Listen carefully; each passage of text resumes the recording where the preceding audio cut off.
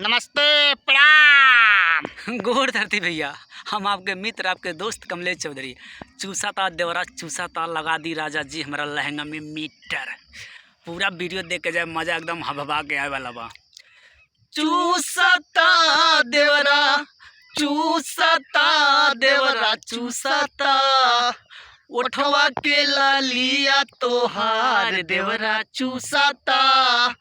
देखी के कोठारी अन्हार घर में घुसता।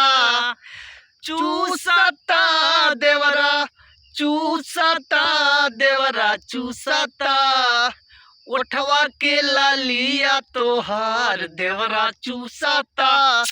देखी के कोठरी अन्हार घर में घुसता। आई बिया लगा दी राजा जी हमारा लहंगा में मीटर।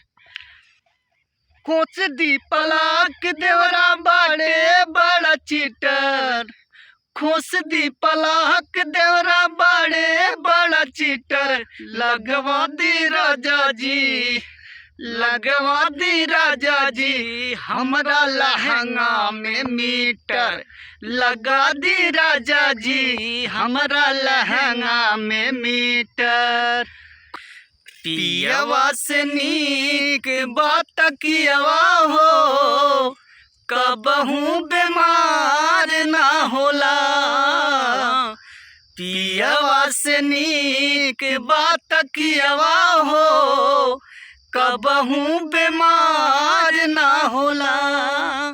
रात भर करी तैयारिया हो, रात भर करी तैयारिया हो, तबहू तैयार ना होला।